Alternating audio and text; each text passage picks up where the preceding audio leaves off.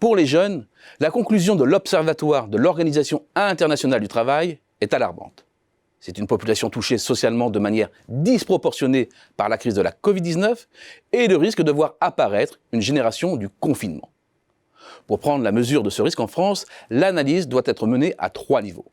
Le premier, les perturbations en matière d'éducation et de formation qui pourraient réduire les possibilités d'accès à l'emploi ainsi que les revenus à venir des jeunes concernés. Vient ensuite la montée des difficultés pour ceux qui entrent dans la vie active à effectivement trouver un emploi et pour d'autres déjà en place à migrer vers un meilleur poste. Il y a enfin les conditions d'accès à l'emploi, entendues comme l'adéquation du poste à son profil et de son statut, temps partiel, non choisi, CDD, CDI, etc. Si les activités de formation se sont rapidement adaptées à l'enseignement en ligne, certains cursus, en raison de leur nature même, s'y accommodent mal, soit parce qu'ils nécessitent tout ou partie de l'enseignement au sein d'un établissement, soit parce qu'ils s'accompagnent d'un stage ou d'une alternance en entreprise, pour être totalement validés. Au moment où se généralisait le télétravail, où les entreprises mettaient en partie leurs collaborateurs en chômage partiel, où des sociétés étaient fermées, difficile de trouver un lieu d'accueil. Selon un sondage d'Odoxa réalisé en janvier dernier, 44% des jeunes ont été confrontés à l'annulation d'un stage ou d'une formation, ou éprouvent la difficulté d'en trouver un, donc de mener à bien leurs études. Le risque est celui de se retrouver avec un diplôme déqualifié. Une dévalorisation du diplôme craint par 72% des jeunes selon cette même étude. Les difficultés à s'insérer sur le marché du travail peuvent se lire à travers l'évolution du taux de chômage des jeunes, c'est-à-dire le pourcentage de chômeurs de 15 à 24 ans rapporté à la population active du même âge, c'est-à-dire hors étudiants. Ce taux de chômage a fortement augmenté à l'acmé de la crise, passant de 19,6% en moyenne en 2019 à un pic de près de 23%. Sa descente accompagne la reprise d'activité à la suite du premier déconfinement, mais sitôt le durcissement des conditions sanitaires décrétées, et c'est à nouveau la remontée.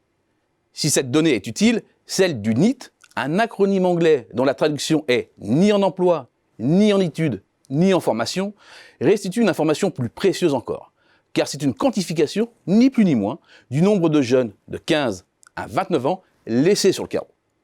Selon les dernières données de l'INSEE, la proportion de NEET à la suite de l'épidémie Covid-19 a progressé de plus de 1 point à 13,5% en moyenne en 2020.